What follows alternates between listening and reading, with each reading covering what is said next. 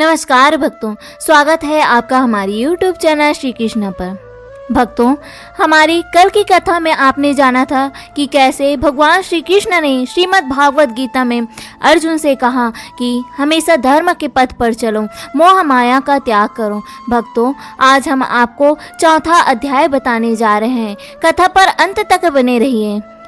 भक्तों, चौथा अध्याय में भगवान श्री कृष्ण बोलते हैं, इस अविनाशी कर्मयोग को मैंने सूर्य से कहा, सूर्य ने मनु से कहा और मनु ने राजा इक्ष्वाकु से कहा। हे अर्जुन, इस परंपरा से प्राप्त यह योग सब राजर्षियों ने जाना, परंतु अधिक काल व्यतीत होने से यह लुप्त हो गया। यह प्राचीन योग आज तुमको मैंने बताया है, क्योंकि तुम मेरे भक्त और मित्र हो। यह योग रहस्य अति उत्तम है। अर्जुन कहने लगे, आपका जन्म तो अभी हुआ है और सूर्य का जन्म बहुत दिन पहले हुआ था। मैं किस प्रकार मानूं कि आपने सूर्य को यह बताया था? श्री कृष्ण जी बोले, हे अर्जुन, मेरे और तुम्हारे अनेक जन्म हो चुके हैं। मुझे वह याद है, तुम भूल गए हो। मैं जन्म से रहित अविनाशी संपूर्ण प्राणियों का स्वामी अपनी प्रकृति में स्थित हूँ, तथापि अपनी माया से जन्मता हूँ। हे भारत, जब जब धर्म की हानि होती है और अधर्म का प्राबल्य हो जाता है, तब तब ही मैं जन्म लेता हूँ। मैं साधुओं की रक्षा, पापियों का विनाश और धर्म की स्थापना करने के लिए प्रत्येक युग में जन्म लेता हूँ।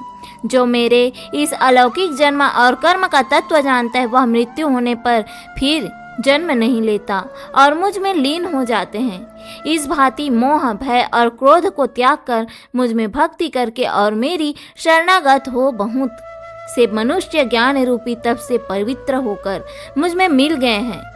जो जिस भाव से मेरा पूजन करता है, उसको मैं उसी प्रकार फल देता हूँ। हे पार्थ, मनुष्य सब प्रकार से मेरे मार्ग का अनुसरण करते हैं, अर्थात वह चाहे जिसकी सेवा करे, वह मेरी ही सेवा है। मनुष्य लोक में कर्म सिद्धि की इच्छा करने वाले लोग देवताओं का पूजन करते हैं, क्योंकि इस लोक में कर्म की सिद्धि शीघ्र नहीं होती। मैंने चारों वर्णों की सृष्टि का कर्ता मैं ही हूँ, तथापि मुझे अकर्ता अविनाशी जानो। कर्म मुझको बद्ध नहीं कर सकते, तथापि कर्म फल में मेरी कामना नहीं है। इस प्रकार जो मुझको पहचानता है, वह कर्मों के बंधन में नहीं पड़ता। इस प्रकार समझ का प्राचीन मुमुक्षुओं ने भी कर्म किए हैं, अतएव पूर्व पुरुषों में के पहले ही किए हुए कर्म तो तू भी कर। हे अर्जुन, कर्म क्या और अकर्म क्या, इसके विचार में विद्वान की बुद्धि भी चकरा जाती है। उसी कर्म का वर्णन मैं तुमसे करूंगा, जिसके जानने से संसार के बंधन छूटकर मोक्ष के भागी होंगे। कर्म, विकर्म और अकर्म तीनों का जानना आवश्यक है, क्योंकि कर्म की गति गंभीर है। जो कर्म में अकर्म और अकर्म में कर्म देखता है, वही पुरुष बुद्धिमान है, वही योगी और समस्त कार्यों का करने वाला है। हे अर्जुन, जिसे कर्म करने की कोई कामना नहीं रहती और जिसके समस्त कर्म ज्ञान रूपी अग्नि से भस्म हो गए हैं, उसी को पंडित कहते हैं।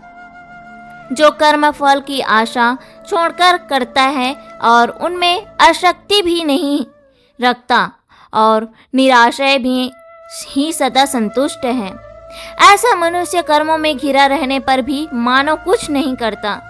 जो सब कामनाओं को त्याग मन और आत्मा को वश में कर संसारी झगड़ों से छूटकर केवल शरीर से कर्म बंधनों से संतापित नहीं होता, देवयोग से जो कुछ मिल जाए उसी पर जो संतुष्ट रहता है, जो हर्ष शोक आदि द्वंद्वों से मुक्त है तथा किसी से ईर्ष्या नहीं करता, कर्म की सिद्धि या असिद्धि में भेद नहीं समझता, वह कर्म करता हुआ भी उसमें नहीं बंधता। जो फल की इच्छा नहीं रखता, वासना से दूर हो गया है, ज्ञान में जिसका मन अचल है, और जो यज्ञ में के कर्म करता है, वे सब कर्म लुप्त हो जाते हैं। हवन करने का पदार्थ भी ब्रह्म है, आहुति देने वाला भी ब्रह्म है। इस प्रकार जिस बुद्धि में सब काम ज्ञान में है, उसको ब्रह्म प्राप्त होता है।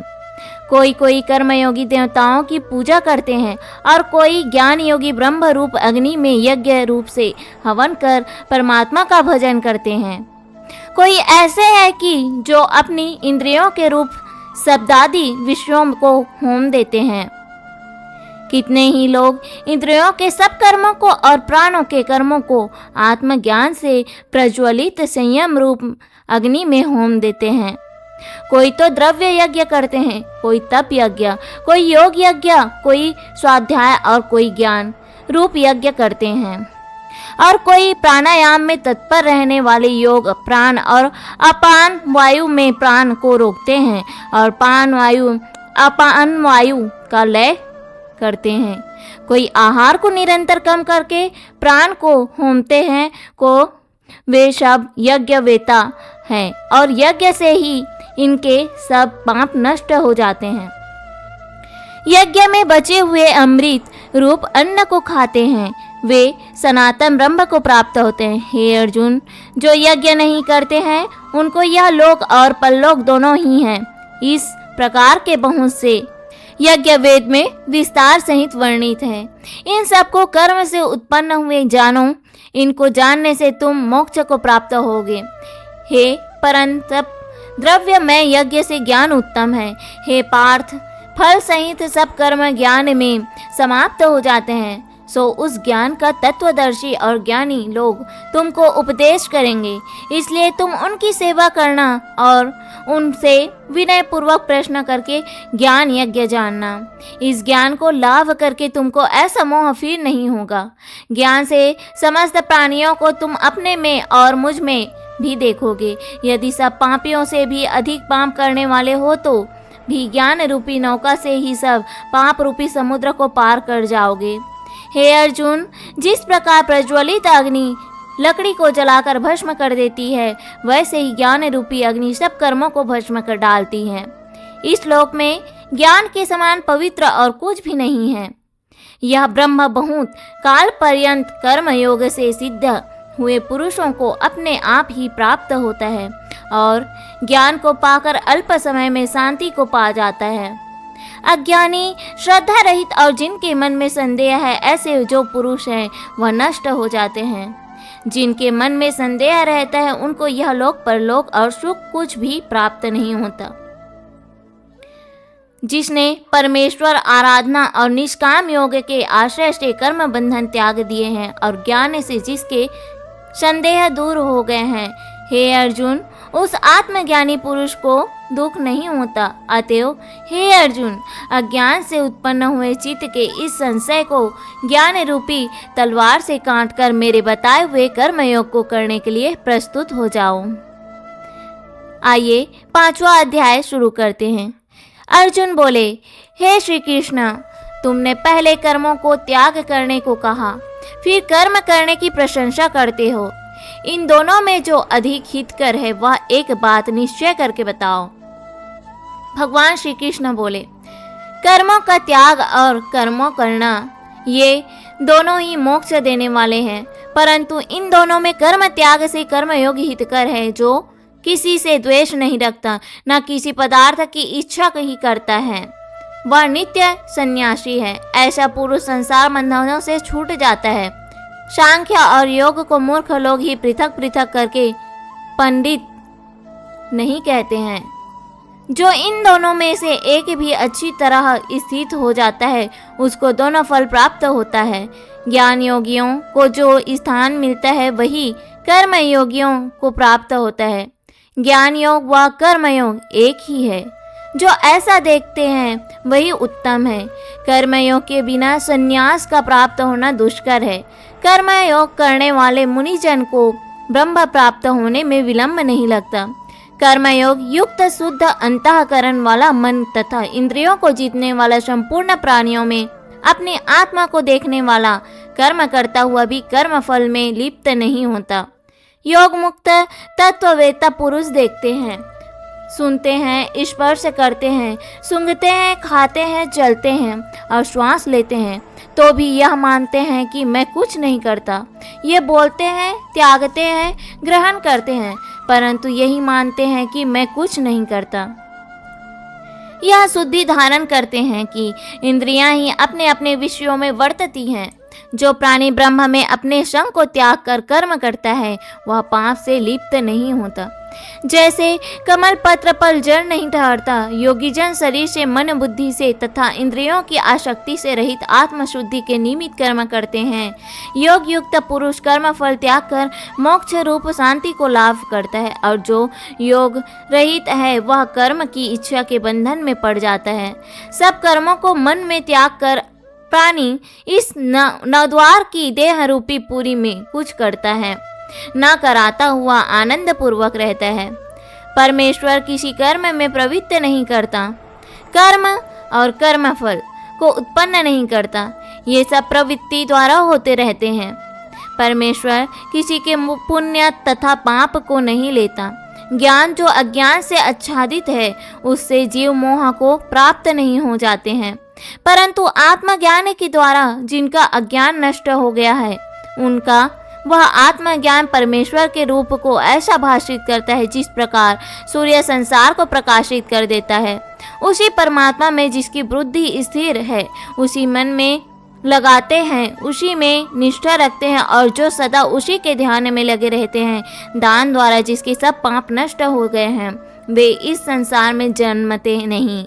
विद्या और विनय से संपन्न ब्राह्मण में, गाय में, कुत्ते में और चांडाल में पंडित जन की दृष्टि समान रहती है। वह जिसके मन में इस तरह की समानता उत्पन्न हो गई है उन्होंने इस लोक में जन्म मरण रूप संसार को जीत लिया है, क्योंकि ब्रह्म निर्दोष और सर्वत्र है, इसलिए वे ब्रह्म को प्राप्त हो जाते हैं। जो प्रिय पदार्थ को पाकर खिन्न नहीं होते, ऐसे स्थिर बुद्धि वाले मोह रहित ब्रह्मवेत्ता को ब्रह्मा स्थिर जानो। बाहरी पदार्थों में जो चित्त में को आसक्त नहीं होने देता वही आत्मसुख का अनुभव करता है और ब्रह्म में अंतःकरण को मिलाकर अक्षय सुख प्राप्त करता है। इंद्रियों के स्पर्श से जो भाग देते हैं वे वस्तुतः दुखदायी होते हैं, उनका आदि भी है और अंत भी। हे कौन्तेय, ज्ञानी लोग ऐसे भागों में रत नहीं होते। शरीर छूटने के पहले जो मनुष्य काम और क्रोध के वेग को सहन करने में समर्थ होता है वही योगी और सच्चा सुखी है। जो योगी आत्म सुख से सुखी, अंतर आत्मा के आनंद से आनंदित और अंतर ज्योति से ही प्रकाशित है, वह ब्रह्म रूप होकर ब्रह्म निर्वाण को प्राप्त करता है। पाप जिनके नष्ट हो गए हैं, कुबुद्धि दूर हो गई है, मन को जिन्होंने वश में कर लिया है, जीव मात्र का जो ही चाहते हैं, ऐसे योगी को ब्रह्म निर्माण प्राप्त होता है। काम तथा क्रोध जिनमें नहीं है, मन के वेग को जिसने रोक लिया है, ऐसे आत्मज्ञानी योगियों को ब्रह्म निर्वाण सहज ही प्राप्त होता है। बाहरी पदार्थों के संयोग से अलग रहकर दोनों भावों के बीच में दृष्टि लगाकर नासिक के भीतर चलने वाले प्राणी तथा अपान वायु को श्रम करके इंद्रिया, मन और बुद्धि को वश में करके इच्छा में क्रोध को त्याग मोक्ष की इच्छा करने वाले योगी जीवन मुक्त है। जो मुझको सब यज्ञों और तत्वों का भोक्ता, संपूर्ण लोकों का स्वामी और सब प्राणियों का मित्र जानते हैं, उन्हीं को शांति प्राप्त होती है। भक्तों, छठा अध्याय में भगवान श्री कृष्ण जी बोले, हे अर्जुन, कर्म फल में आसक्ति नहीं और कर्मों को करता है वही सन्यासी और योगी है। जिसने हवनादि लौकिक कर्म छोड़ दिए हैं वह योगी है। हे अर्जुन, जिसको सन्यासी कहते हैं उसी को कर्म योगी जानो, क्योंकि संकल्पों के त्याग बिना कोई भी योग नहीं बन सकता। जो मुनि योग प्राप्ति की इच्छा रखते हैं उनके लिए उसका साधन कर्म ही है और योगी होने पर उनका ज्ञान पूर्ण होने का मन चित्त का समाधान है। जब मनुष्य विषय और कर्म की आसक्ति से छूट गया है और संपूर्ण वासनाओं को उसने त्याग दिया, उसी समय वह योगरूढ़ कहा जाता है। उसने मन स्वाधीन कर लिया है, वह स्वयं अपना हितकारी, और जिसने विवेक का त्याग किया है वह स्वयं ही अपना शत्रु मन को जीतने वाले शांत स्वभाव मनुष्य की आत्मस्थित उष्ण सुख दुख मान और अपमान इनके होने पर भी अत्यंत स्थिर रहती है। जिसने ज्ञान विज्ञान से अपने अंतःकरण को तृप्त कर लिया है, जो निर्विकार हो गया है, तथा जिसने अपनी इंद्रियों को वश में कर लिया है, जो मिट्टी पत्थर और सोने को एक सा समझता है, वही योगी कहलाता है। सुहृद मित्र, उदासीन प्रेमी, मध्यस्थ, द्वेष करने योग्य बंधु, वर्ण साधु और पापी, इन सब में जो समान दृष्टि रखता है वह श्रेष्ठ है। योगी पुरुष को मन और आत्मा को अपने वश में करके वासनाओं और समस्त प्रपंचों को त्याग किसी एकांत स्थान में पहले कुश और उसके ऊपर मृगादिकों का चर्म, उसके ऊपर वस्त्र बिछावे। स्थान ना हो तो बहुत ऊंचा ना बहुत नीचा हो, उसी पर मन को एकाग्र करके चित्त और इंद्रियों को रोक कर बैठना चाहिए। आत्मशुद्धि के लिए योग करना चाहिए। शरीर, मस्तक और गर्दन को श्रम करके अचल होकर स्थिर होवे और अपनी नाक को अग्रभाग को देखता हुआ सब दिशाओं में अपनी दृष्टि हटाए रहे। भय रहित होकर शांत चित्त से ब्रह्मचर्य व्रत का पालन कर मन को रोक कर मुझ में लीन हो गया योग में लगावे। इस प्रकार मन को वश में करने वाले योगी को निरंतर योगाभ्यास करते रहने से मुझ में रहने वाली और अंत में निर्वाण अर्थात मेरे स्वरूप में लीन करने वाली शांति प्राप्त होती है। हे अर्जुन, जो अधिक भोजन खाता है या अनेक दिन उपवास करता है, जो बहुत सोता या जागता है, उसको योग का प्राप्त नहीं होता। जो उपयुक्त आहार और विहार करता है, कर्मों का योग रीति से पालन करता है, जो यथा समय सोता है और जागता है, योग ऐसे पुरुष का दुख मिटा देता है। तब संयम को प्राप्त हुआ चित्त अपनी आत्मा में स्थिर हो जाता है और सब कामनाओं से निर्वृत हो जाता है। तभी योगी पद पा जाता है। जिस प्रकार वायु रहित स्थान में रखा हुआ दीपक चलायमान नहीं होता, उसी प्रकार योगी अपने चित्त को निश्चल रखकर उसका संयम करता है और अंतःकरण की समाधि लगाता है। जिस जिस अवस्था में योगाभ्यास के कारण चित्त को वेग रुककर विषयों में पृथक होने लगता है और जब शुद्ध अंतःकरण से आत्मा को ही देखकर आत्मा में संतुष्ट होता है, जिस अवस्था में वह अत्यंत सुख का अनुभव करता है जो इंद्रियों द्वारा जाना नहीं जा सकता, वरन केवल बुद्धि में जाना जाता है, और जब वह योगी आत्म स्वरूप में स्थिर होता है, उसमें विचलित नहीं होता। जिस अवस्था को पाकर फिर और कोई लाभ नहीं उसको नहीं जचता, और जहाँ स्थिर होने से और कोई बड़ा भारी दुख उसे वहाँ से चलायमान नहीं कर सकता, ऐसी अवस्था को दुख संयोग वियोग कारक योग नामक जानना चाहिए। ऐसा योग निर्विकल्प चित्त निश्चल ही करना चाहिए। संकल्प में उत्पन्न होने वाला समस्त कामनाओं को त्याग कर और मन में सकल इंद्रियों को चारों ओर से रोककर धैर्य के साथ बुद्धि को अपने अधीन कर धीरे धीरे विषयों से दूर हटे और भली भांति मन को आत्मा में स्थिर करके किसी पदार्थ की चिंता न करें। यह चंचल और स्थिर मन जिधर जिधर जाए उधर उधर से उसको हटाकर आत्मा को वश में करना चाहिए। इस प्रकार शांत चित्त तथा रजोगुण की रहित निष्पाप तथा ब्रह्म स्वरूप योगी को उत्तम सुख होता है। इस रीति से निरंतर योगाभ्यास करने वाला योगी समस्त पापों से छूटकर सहज ही उस परम सुख को पा लेता है जो ब्रह्म संयोग से प्राप्त होता है। जिसका मन योग में स्थिर हो गया, उसकी दृष्टि भी सर्वत्र समान हो जाती है। वह सब प्राणियों में अपने कर्म को और अपने मन को सब में प्राणियों को देखता है, जो सब में मुझको तथा मुझ में सबको देखता है, जो सब में मुझको तथा मुझ में वह अलग नहीं रहता। जो अभेद भाव में रहता है, सब प्राणियों में स्थिर मेरा मनन करता है, वह योगी चाहे जिस अवस्था में रहे मुझको मिल जाता है। हे अर्जुन, जो समस्त प्राणियों के दुख सुख को अपने दुख सुख के समान समझता है और सबको समभाव से देखता है, वही श्रेष्ठ योगी है। अर्जुन ने कहा, हे मधुसूदन, आपने जो यह योग सिखाया कि सबको अपने समान देखें, सो मन के चंचल होने के कारण उसकी दृष्टि स्थित में अपने में ही नहीं देखता। हे कृष्ण, चंचल मन बड़ा ही हठी पराक्रमी और दृढ़ है। इसको अधीन रखना तो मुझे वायु को बांध कर रखने के ही समान प्रतीत होता है। श्री कृष्ण जी बोले, हे महाबाहो, इसमें संदेह नहीं कि मन अति चंचल है और इसे वश में करना बड़ा ही कठिन है, तो भी इसे अभ्यास और वैराग्य से अधीन कर लिया जा सकता है। जिसका मन वश में नहीं, उसका योग अत्यंत दुर्लभ है ऐसा मत है, परंतु मन को वश में करने वाले प्रयत्न करते रहने से उपाय द्वारा इस योग को प्राप्त कर सकते हैं। अर्जुन ने कहा, हे भगवान श्री कृष्ण, जिसमें श्रद्धा तो है पर जो योग प्राप्त करने में सफल नहीं हुआ है और जिसका चित्त योग से विचलित हो गया है, वह योग सिद्धि नहीं पाने से किस गति को जा पहुँचता है। ऐसा श्री कृष्ण, मेरा यह संदेह आपको ही दूर करना पड़ेगा। इसको दूर करने वाला आपके अतिरिक्त कोई नहीं। भगवान श्री कृष्ण बोले, हे पार्थ, उसका यहाँ नाश नहीं होगा और परलोक में भी नहीं होगा, क्योंकि उत्तम कार्य करने वाले किसी मनुष्य की दुर्गति नहीं होती है।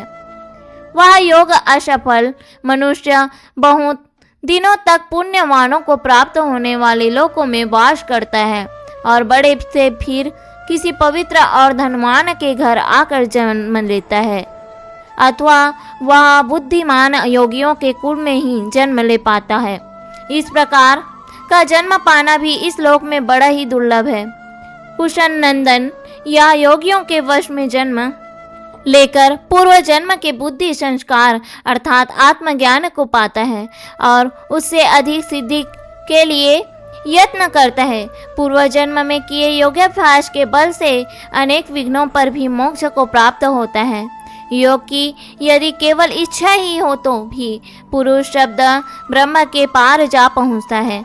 बड़े श्रम और यत्न से जो योगाभ्यास करता है वह पापों से शुद्ध होकर अनेक जन्मों में प्रसन्न परिश्रम करके सफल होता है और परम गति को पाता है। बड़े बड़े तपस्वियों से योगी श्रेष्ठ है, ज्ञानियों से भी योगी श्रेष्ठ है। इसलिए हे अर्जुन, तुम योगी बनो। केवल मुझ में ही मन लगाकर मेरी प्राप्ति के लिए जो मेरा भजन करता है उसको समस्त योगियों के मध्य मैंने अत्यंत श्रेष्ठ जाना है। तो भक्तों, इस कथा से हमें यह सीख मिलती है कि हमें कर्म करते रहना चाहिए और फल की चिंता नहीं करना चाहिए। भक्तों, यह कथा आपको कैसे लगी हमें कमेंट में ज़रूर बताएं और निरंतर श्रीमद् भागवत गीता का पाठ करते रहिए। जय श्री कृष्ण। श्रीमद् भागवत गीता की जय।